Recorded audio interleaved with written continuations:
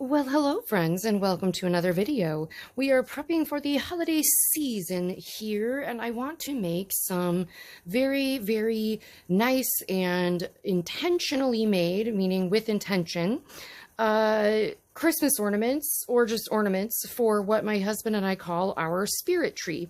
We keep like a traditional Christmas tree, but then we also keep a more natural tree that is covered in Baltic symbols. My husband is mostly Lithuanian with a touch of very ancient Czech in him. And so I wanted to make us some really beautiful Lithuanian and Baltic style ornaments in my own way, but still make them with traditional symbology and whatnot. And also I'm using the very best materials that I can get my hands on. So this is my own hand-dyed silk noir fabric. I don't know if I'm saying that right to this day, but this is the silk that I dyed myself. This one was dyed with a sugar gum or eucalyptus tree that my husband himself brought me from his work.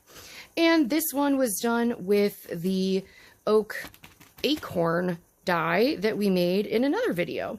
So I have enough to make 15 ornaments. I have 3, 7, I think there's 8 on this side. So there's 15.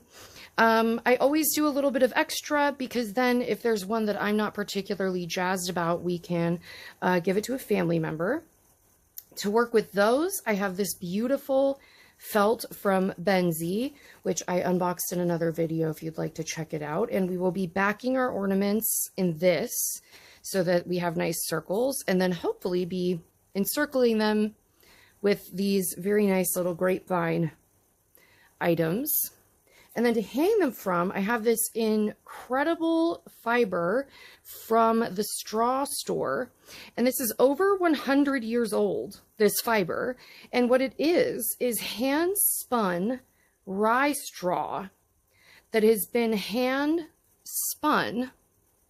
I believe they said they found this set in Sweden, but that's on the Baltic. And it's incredibly difficult to spin rye straw. I don't know if you've ever seen it. It's like a bamboo pipe. It's ridiculous. And we'll be making some traditional Lithuanian Sodai ornaments as well later in the month. But I just wanted to show you this incredible fiber, and all of them are very slightly different. These came from the straw store, and they get very limited amounts of this very vintage 100-year-old. And it's amazing that it's 100 years old because it's absolutely fine. And then in addition to that, we have all of our really cute felt items that we unboxed together from Benzie, which includes our mushrooms that we'll be putting on the tree, and all of these for the acorns. So we'll be hunting through here to find acorns that fit nicely. And what I think I will do to prevent future bug loss, in case we should store these outside for some reason, I think for future bug loss, I'm going to coat all of these in a layer of like Mod Podge or some clear, that's a nice fit, some clear coating so that we have, you know, no bugs. We don't need bugs popping out of our ornaments later and eating all our wool. So we'll seal these first, as I think our first job, because those will need to dry for a bit. And then I have some jump rings coming to put these onto. We'll get rid of any that are weird and icky like that. That's like bug resin. Anyway, so that's what we're going to do. I think we'll make some fun ornaments and see how everything comes out at the end. We'll string them up. We'll put some on these, and it'll be a grand old time. And then we'll have some beautiful ornaments in a Lithuanian style that I think will look really nice in our house at the end of this process. All right, let's start dousing some of these giant acorn caps. All right. Hey everybody, it's Future Erica. We're about to learn something very important that I won't know for quite some time throughout this process. Nothing will stick to that Ultra Mod Podge that I'm about to use. Nothing. Not resin, not 2-part epoxy resin, not UV resin, nothing. So my advice to you is that stuff works very well at filling small spaces thoroughly and making them very sealed. Good job on that. Do not recommend it for what we used it for, and recommend you just start by drilling, which is what we're going to end up doing after me trying about 3 other iterations, but it's fine. We just learned that. So that's future Erica chiming in to say, do not try to glue any of this. Just drill a hole in it, glue in your eye hook, and then seal it. It's good advice. I promise you that will be better for you.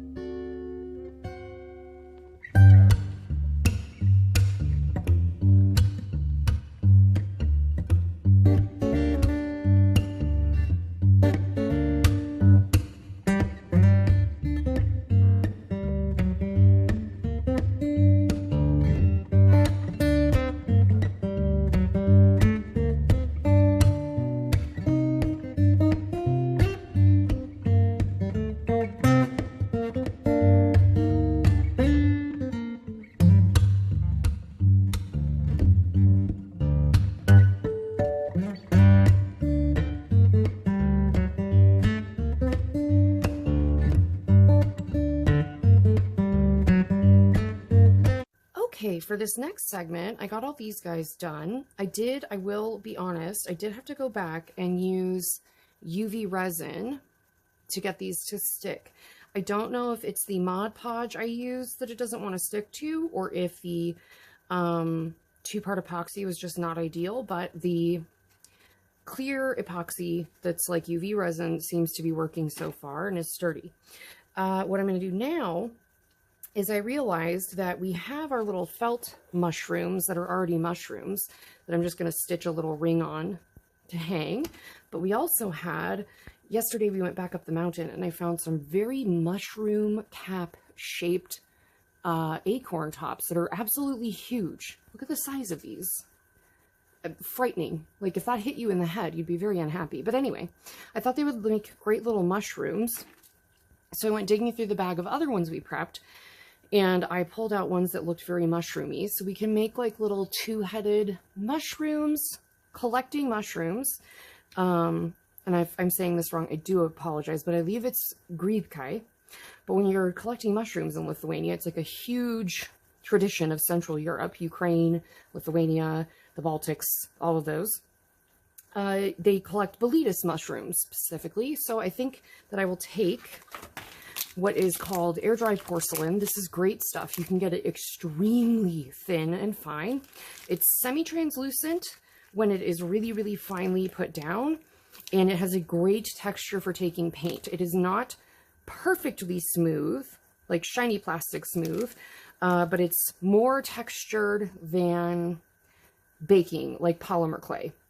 It has a little more texture than that. So in my opinion, it takes and soaks up paint a bit more like a ceramic, which is what this is. It's just porcelain particles suspended in air dried polymer clay. That's all this really is. So there is an absorption element to it that helps it out a lot. I don't know that we'll even need to really color it, but I do have alcohol ink pens. But I'm going to just let this dry out a little bit because it's very squishy when it first comes out. You get about... It says you get quite some time to work with it, but I found that you got about an hour and a half before the blob you were working with was just too unworkable. But I think otherwise, this is a really cool product. I think it's about $12. I just wait for a 40 off coupon for either Michael's or Joann's or online. But this Sculpey air dry porcelain, I've really enjoyed using. I used it on magic wands and stuff as well. So I think I'm going to just make some little mushroom bums here, little stemmies, and use that as an example, because these would be a somewhat similar sized mushroom, I think, if you see what I mean. All right, well, we got all these guys done. So all of our cute little acorns are done. I ordered some green acorns in this color. I just felt like it was too red. The forest has green in it still. At least ours does. Anyway, I'm going to make some mushroom butts. Let's do it.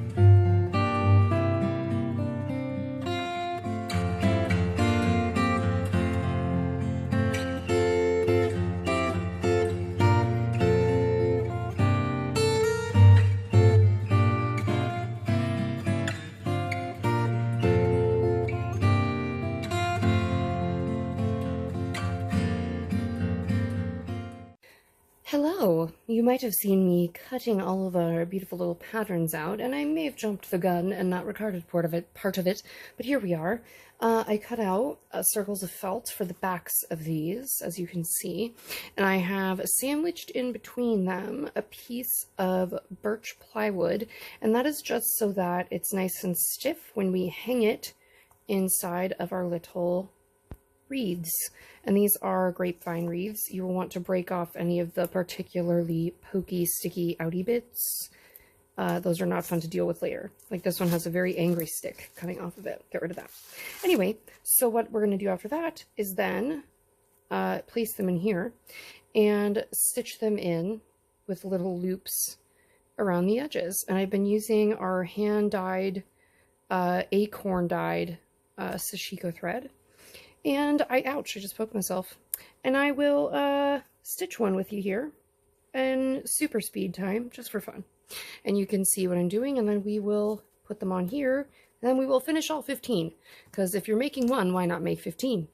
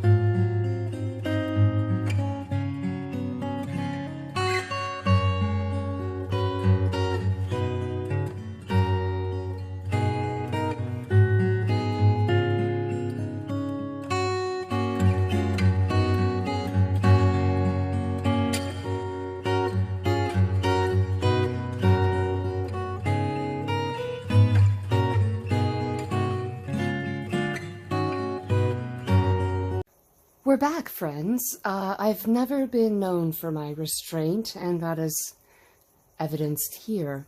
I hope you've enjoyed this little experience making some Baltic-style ornaments. Let's take a look back at what we have made. So we have our beautiful symbols. These are like wheat or rye whisks. We've got wheat motifs with sun motifs. This is the actual symbol for Kalėdos, which is the winter solstice or Christmas at this point. They call it Kalėdos in Lithuania. I do not claim to be pronouncing anything correctly. I just really admire the Lithuanian culture and how it has maintained all these amazing kind of Proto-Indo-European symbologies over the many years. And I think that these will look great on our tree. So we've used the antique hand-spun rye straw to hang all these on. This is our hand-dyed silk that we made ourselves with acorns to commemorate the oak leaf that is very popular in Lithuania.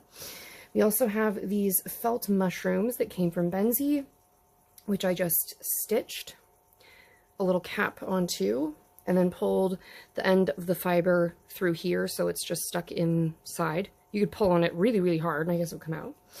And then I took some of the double acorns and made sure they were reinforced. And then this is just some of the like really loosely braided hand-dyed yarns that I have been making. And I put those over here on the heavier duty mushrooms that we made as well. Then on the teeny tiny acorns, I put teeny tiny felts in them and I thought they looked really nice as a little mixed color. There's one errant tiny one. I'm not sure how he escaped. And then we have all of our mushrooms, which are made to mimic Boletus mushrooms, and this was with the air dry porcelain clay, if you recall, which I really, really liked, and I still do.